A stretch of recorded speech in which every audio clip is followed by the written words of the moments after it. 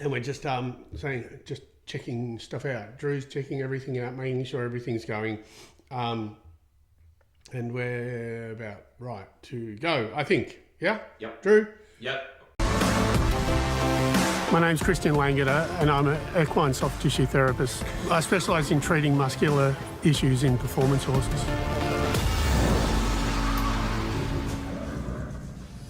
Right, well, what are we, 32? 32. 32. All right, so this is episode 32 or podcast 32, whatever. I'm just going somewhere. I've got mics and stuff here which I'm not allowed to touch. All right, so it is episode 32 of the Langeder Equine Show. It is pretty much almost winter here in Australia, which means it's pretty chilly. And so that means that, Drew doesn't want me to tell you, but last week it was so cold. Drew wore his sandals and no socks, and the poor guy was absolutely freezing. Now, the only people, he's got his socks on today. Yep. And the only people that can wear sandals and socks and not look ridiculous are Austrians and Drew. And I'm allowed to say that because I was born in Austria. So to all my relatives that wear sandals and socks, and Drew, it's winter time. I don't know why you just don't put shoes on, personally. But anyway, so it's really chilly here. Here in Australia, for the people in Australia, so it's winter. So that means we're going to have mud fever. Mud fever is going to start. I actually make a spray for mud fever that kills it. We'll get onto that. That'll come down the track. Oh, someone's hitting likes. Thank you very much. I make a herbal thing for mud fever. It's for infections. I use it. It's sort of like if you've ever seen Wogs Out of Work and the mother or the father uses Windex for everything. It is my little spray that I use for everything. I use it for infections in my ears. Pucci has sprayed it in her eyes, for Christ's sake, for styes, and it just stings like an absolute mother if there's infection. But that'll come on. That's a product that is like in the works, and so probably only going to be available in Australia during the mud fever season. Anyway, the other thing that happens here is at the moment we got abscess. There's a guy called Ben who buys one of my clients. He's got a really weird lameness. I'm starting to see a lot of abscess, a lot of hot feet. So for horses that are working and their feet are in the mud or getting soft, we're starting to get a few abscess. That's in Australia. In America, what it means is that you might have already started having gut problems. And that's because the grasses are going to be more sugary. You're coming out of spring, you're going to have grasses. It's going to irritate the gut. So you'll have gut, hind gut, and maybe even saddle issues because of the change of coat and the heat. So the change of coat plus the heat, any movement in the saddle is going to cause saddle problems. So that's what's happening there. Right, so other little things, my highlights this week. Well, Rick's Cafe has come back in for Rhiannon Schiffer. She's a little trainer out of Cranbourne. She only has one horse. Well, actually, I think now she has two. One of them is Rick's Cafe.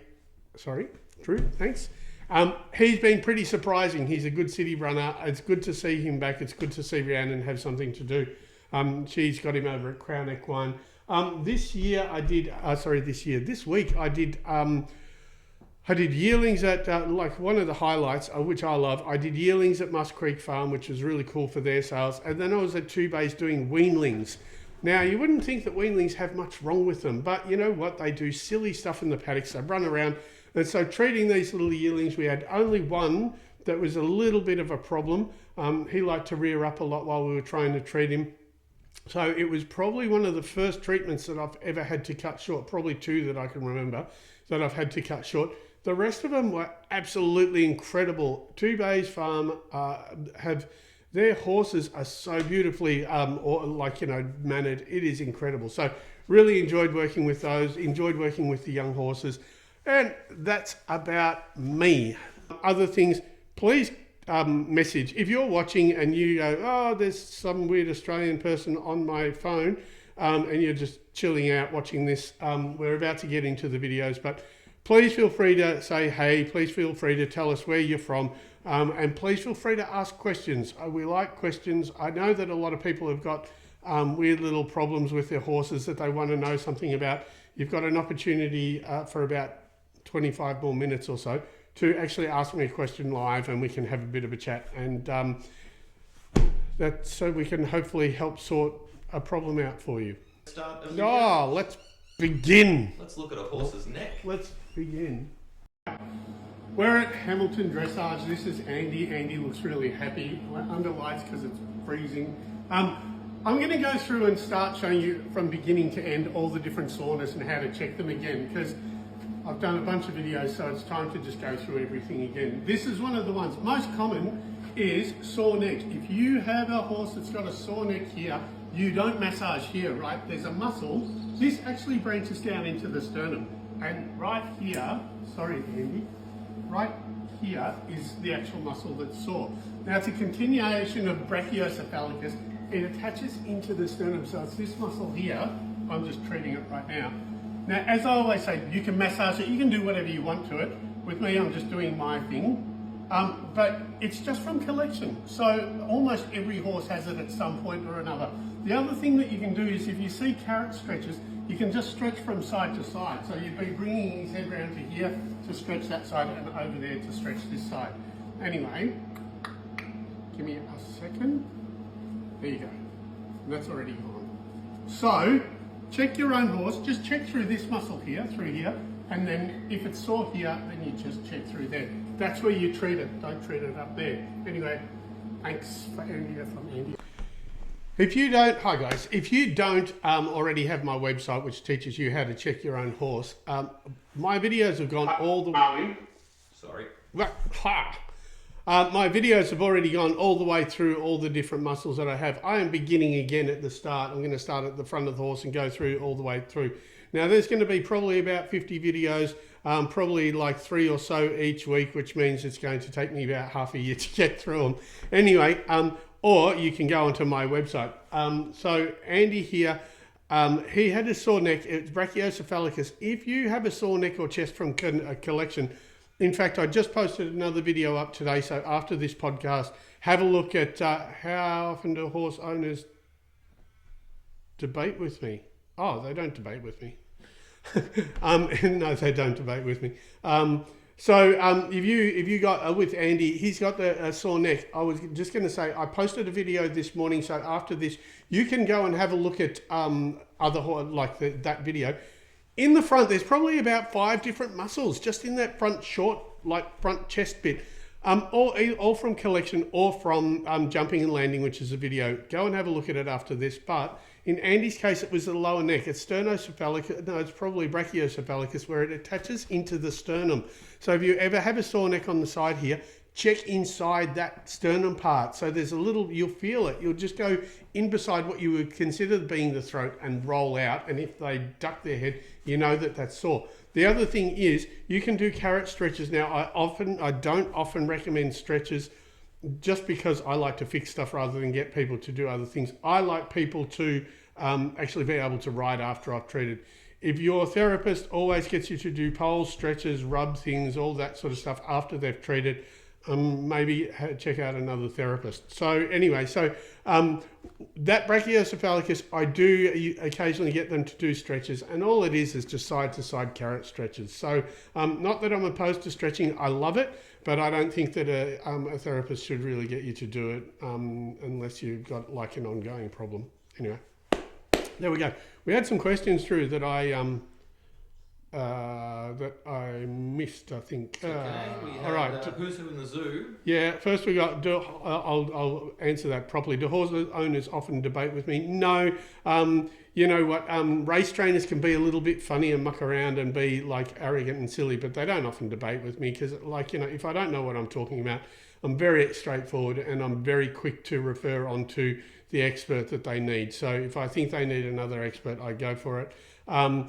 Jim Mason, who I haven't mentioned in a while from Greg Urels, he loves when I recommend magnesium for an antispasmodic. I'm not sure if he knows what spasmodic means, but anyway, hi Jim. Whenever I recommend magnesium, he definitely likes to have a crack at me. I find you very interesting, and the knowledge and video is soothing. Oh yeah. You know, I need to do some of those long videos again because I used to do some long ones just with really chilled music, and people would say that it was really cool if they were either had anxiety at night or they couldn't sleep, and that's really nice, isn't it? I fall asleep to your videos. but I can see how like playing music and just watching someone like just chill out and treat a horse. I mean, I used to love listening to music while I was treating. It was kind of just heaven for me. So That's nice, but she actually said that she finds your voice very soothing. Oh, my voice. Yep. Oh, thanks. Oh, my voice is very soothing. Thank you. That's I'm husky because I'm actually allergic to horses. But thanks. That's cool. That's very nice of you. Do you do much with cow horses? No. Oh, sorry. No, I don't. I do some cutting. I do a little bit of reining, but not much. I used to do quite a bit of cutting. And you know what? I was surprised. I expected cutting horses to be a lot sorer than they were. They're such stocky, nuggety little things. And, you know, so I treated quite a few cutters early in my career. Yes, Drew? Yes, obviously I know, but for the people who don't, what is a cutting horse? Cutting horses, the horses designed to cut the cow away from other cows. So they just have, they're cow horses. Cow cutting, more Western style riding. Josh Patterson would like to know, have you done much work in the Hunter?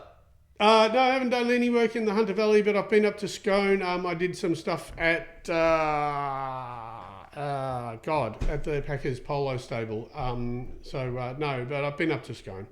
Do you have any advice for a mare in foal which has a calcification in her shoulder? Look, you can massage a mare in foal anywhere except what is called the coccygeus. So don't go around the tail. Don't go around the sacrum.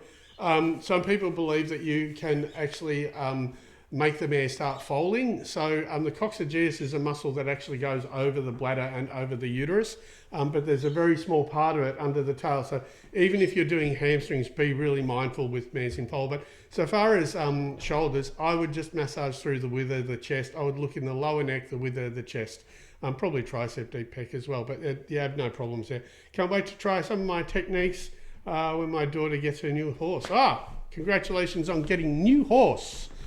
You need to talk slow. I talk just as fast as the Irish. Where are you from, Eileen? Eileen? I need to speak slower. I get that. I understand. Slower and louder. That is slower and louder. Yeah. All right. Thanks, Eileen. We've got another poll one. We have a poll. Hi, this is Marley. Marley's a thoroughbred, a racehorse. I often hear people talk to me about the pole being out, or like it's got a sore pole, or the horse that has a sore pole, or the collection's not good because of the pole. Now, I want to show you, she's just being mindful of her, just a bit nervous, but there's actually nothing up in the pole. I very rarely see anything. But what I do see when people complain about the pole is C2 vertebrae. There's a muscle right here that you can see is quite sore. So again, you can either just massage it, or you can use gels, you can use DMSO, rapid gel, any sports gel of any sort. But whenever you got a horse with a pole, just check down up just right in the bottom neck here. So I'm just going to treat this up. Still a little bit there, and I just want to find it. There we go.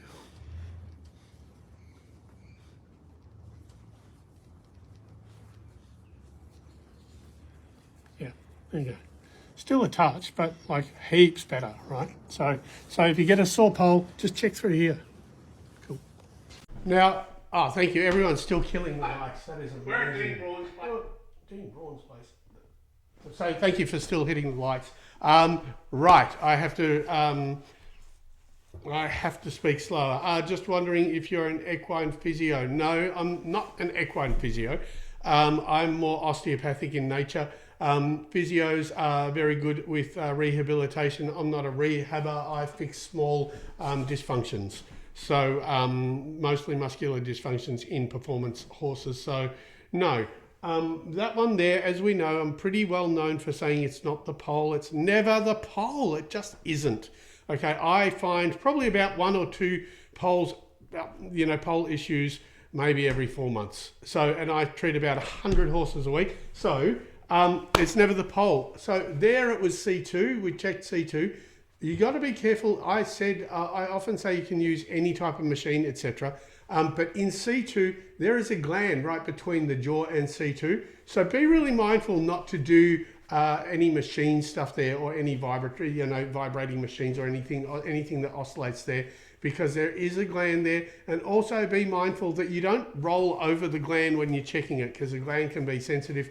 Like I was saying, in the States or in Europe at the moment, with the grasses being a bit sugary, the glands might be up as well. So if you've got swollen glands up behind where C2 or the jaw is, then you might have a grass issue or allergies to grasses. That is one of the pole ones. That's not the pole. The other one is up under the hyoid. I think we had one of those last week. So that's where you check. Don't check the pole. I mean, you can massage it and it feels nice, but it's actually got nothing to do with the soreness if they're weird in the mouth when you're trying to ride them. So True? Why does everyone think it's the pole? Oh, it's because it's commonly been thought of. It's sort of like people think that when they hear a bone pop, that something was out. Right. Yeah, so there's no out. Like the bone is not dislocated. It is just the actual joint is compromised, so the body produces gas to stabilize it. It's out of alignment, it's a little bit crooked. So everyone thinks that it's the pole because it used to people think that the pole is out. It's just been a common whenever a horse has had a problem in the face, or with the contact, they've always just assumed that it's the pole. Super. So I don't know who did that. I mean, people crack the pole, but again, it's you got to do the soft tissue. Did you go to uni for your knowledge? And if you did, what did you study? No, my only qualification is human bone therapy. I'm mostly self-taught. This is 25 years of experience, and I could not even begin to think how many horses or other animals I've treated in that time. I treat probably about 100 horses a week, thereabouts. What I know, they don't teach in uni, they don't teach at school. I do like, here in Australia, I do like bone therapy, I do like Emmett. I'm an absolute mad fan of osteopathy, sacral-cranial osteopathy or traditional osteopathy.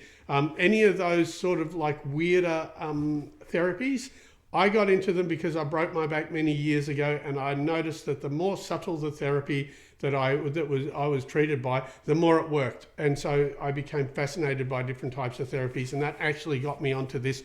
I was not a studious kind of person, and now I'm just obsessed with this stuff. All right, winter is coming. Game of horses. We're at Dean Braun's place. This is Brutus. What's his race name? Franco Pramacho. All right, that's his race name. We'll go with Brutus. So look, it's getting wet here in Melbourne. It's starting to get wintry. That's why we're wearing jackets. And this guy has got this. The thing about that is I like to see this. It means that he's using his bum. Now, is he a pacer or a trotter? Pacer. He's a pacer. So I like that he's still getting the power down from the rear end. So what this is you'll see a dip. He should dip from about the back. That's medial glute, that feeds in through here, and also biceps femoris, and it may even be a bit touchy there. So what I'm going to do, I'm going to stand over this side. I'm just going to treat that. So usually there's a poverty line here, or what I call the poverty line, so you can determine which muscle it is. We went from forward of that poverty line. Like I said, when it gets wet like this, they can either start pulling with their front. So horses that don't really feel like the shifty ground, they'll stop using their rear ends and they'll use their front, which you don't want because the power comes from here. So it shows that this fella, he's going to Tassie soon to run or to compete. That's gone. I just want to get the medial glute now. So it means that he's obviously using his bum, not his front. So we know that he's working himself properly. These things are just tempering. It just shows that he's working well. Anyway, I'll just get rid of this a little bit.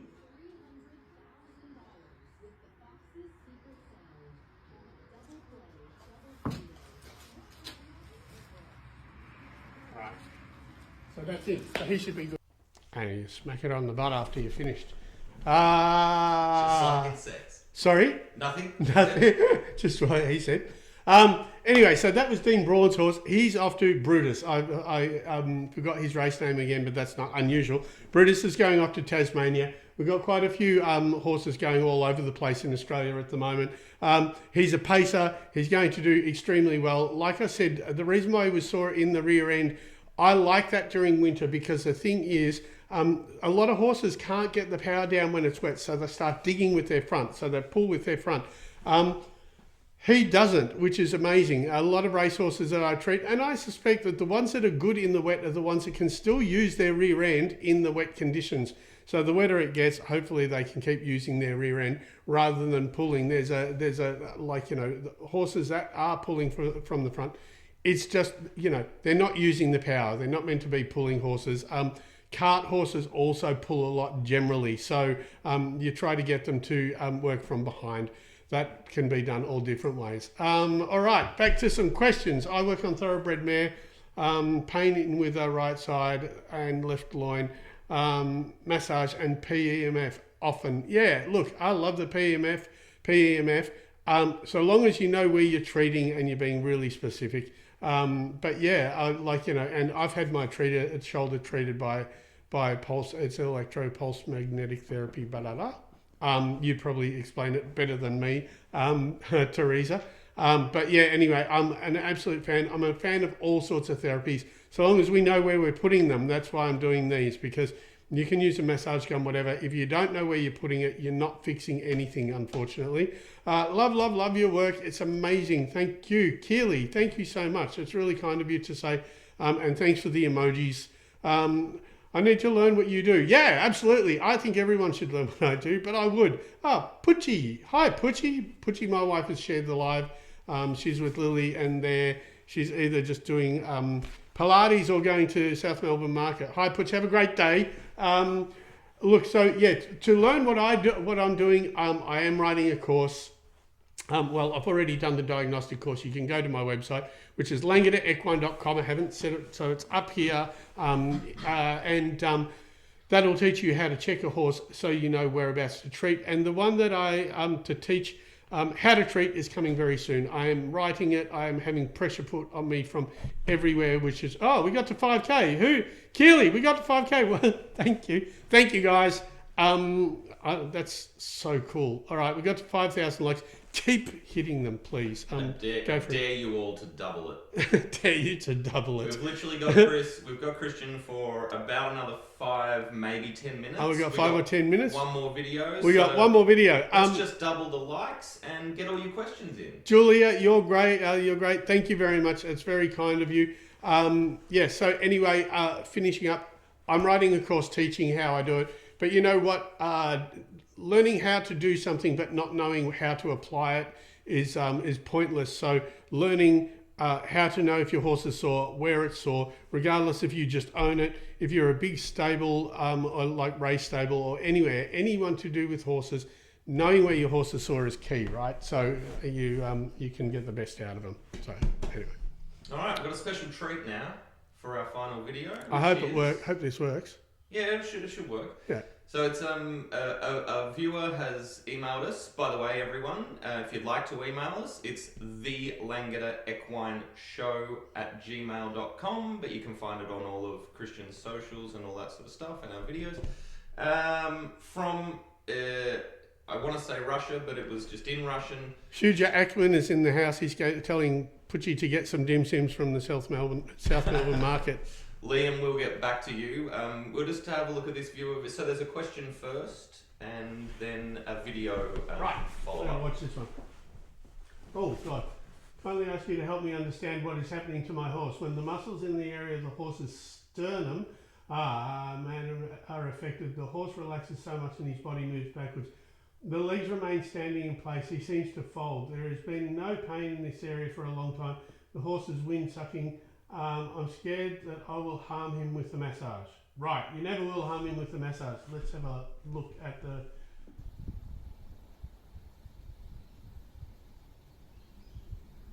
Oh yeah, she's right at the throat. Oh, what a cutie. Oh.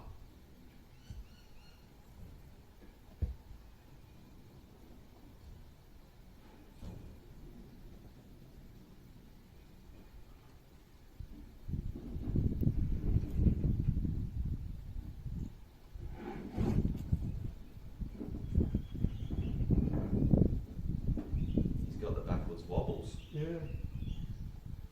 interesting.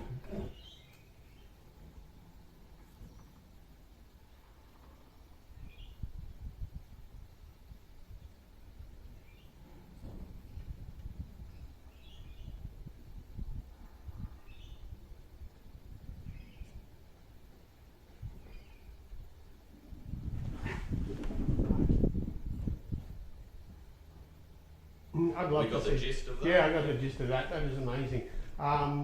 So I'm going to address this first. I've had plenty of horses that I've treated and they've zoned out and they've fallen asleep, and I've had a couple of them fall over. He looks like, well, firstly, I would speak to a vet. It's really interesting that I can see that he's absolutely enjoying what you do. He's absolutely like zoning out. Oh my God, the lights are gone freaking mental. Thank you, keep going. How cool is that? I love these sorts of videos. So please, people, send videos. Now, may not be able to, did we see what her name was? No, it was in Russian. It's so Russian or something. And, I would have a vet look at this horse to make sure that there isn't any neurological issue. I think that he's just really zoning out from what you're doing. I've treated horses, and when you treat them and treat too much, they can get really dozy and collapse. I've had one completely collapse. He was fine afterwards. I don't think that this is a problem. I had another person send me a video which looked way more like narcolepsy. As soon as she put the saddle on, the horse would just collapse. So I think it's different. I don't think what you've got is a problem. I think he's just getting into it and like fully zoning out. My God, the lights are going crazy. I think he's just getting into it and just fully zoning out. You're probably, like where you're treating, is probably lower neck. You said he doesn't really have any soreness. I don't think, it doesn't look neurological. It looks too much like you're treating heavily and he's just doing that, like going into a full parasympathetic state. I didn't just use a big word to make myself sound like I know what I'm talking about, but I think that's all it is. But if I had a horse like that, I would speak to my vet, I would show them, and I would make sure it's not a neurological thing. If he rides well and everything else, I wouldn't worry too much about it.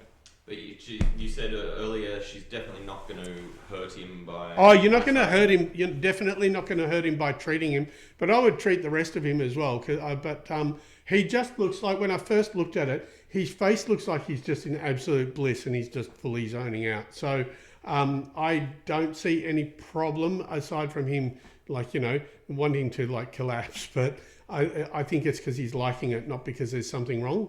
But I'm going to say again, have a vet look at him just to make sure. Right, can we get through? I hope that's helpful. Thank you for that. Like, what a beautiful horse. He looks super chilled, and thanks for sending it. I hope what I said is helpful. And I'm being mindful to try to talk more slowly. Liam, is this course going to be structured like a uni program? No, you know what, Liam, it is going to, I'm trying to make it a certificate program. It is not going to be a uni program. It's not going to go that long.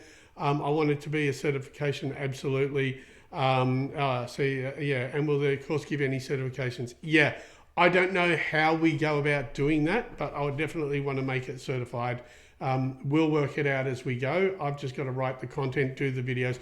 It's going to be very heavily video based because that's how I learn.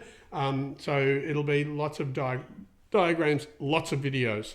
All right, Huge Ackman will do. What's that? Oh, Putchie said to Huge, yeah, she will definitely buy the dim sims. Okay, Liam, sounds great. Where is she that she's getting dim sims from? South Melbourne Market. South Melbourne Market is very famous for dim sims here. They're huge, they're a bit peppery and everyone loves them. Yeah. All right, do we have any more questions? Right, guys. That's all the videos, so I'm just going to leave it up to the TikTokers and you for the... Right, so this is the end of episode 32. So if you have any questions, I just realised Putchie told me not to say so many times. So I won't. I promise I won't. I'll try not to. If anyone has any more questions, you got about 5 minutes with me. Again, thank you for everyone. Thank you for this video. That was awesome. What's going on with you? Okay, I'm just putting the email up on TikTok. You can just keep talking. All right. Oh yeah. Anyway, thank you for the video. What a cute horse. it's cool to see you kind of treating him like that as well. I think it's amazing. The electro-pulse magnetic therapy, yes, we're definitely into that. Talk slow, please. Eileen, is that the same person? Yep. Sorry, Eileen, I will talk slowly. I tend to be a bit of a rapid-fire person because my brain works quickly, and that's just how I am. So where are you from, Eileen? I'd like to know before we head off. Hi, I'm in Iceland. Wow, Iceland. Wow. I feel like we're Do you in know where Iceland. graded horses tend to have problems? For me to check. Do you know Gated what horses. gated horses tend to have problems? Yeah, so you know what? I would always check hamstrings and chest, but that's probably the most of it. So bum, hamstrings, and chest, through the chest and a deep pec. And of course I know, but for the people who don't know, what is a gated Oh, horse? that's just like what the different types of like how they. Well, actually, you could give us a better idea of what gated horses are, but I suspect much like the pacer is a gated horse. Gotcha. Who have we got? Hi from Iceland. All right, sorry. Eileen is from Ireland. She is in Ireland. Put Well, you Eileen should from be Ireland. perfectly able to hear what Christian's talking about. You should be used to the fast talking there, Eileen. All right. Anyway, 8K. sorry, that's true. Anyway, all right. Well, that's the end of it. I think that's the end of 32. Anyway, thank you all for watching. Thanks for the likes. We hit 8,000. That's incredible. Thank you so much, everyone. We will be here again. Absolutely. We will be here again. 8K. Yeah, Keely, we got to 8,000. We'll be here again next week, 8 o'clock Melbourne time. So whatever time that is over you. I think in UK it's probably at 11 p.m. In the States, I'm not sure. But thank you all for watching. Come back again next week. We'll absolutely go for it again. We'll have a whole bunch of new videos. Go to my TikTok now and check out the new video I put up today as well. Thanks again. It's been awesome. I love teaching you all. Thank you.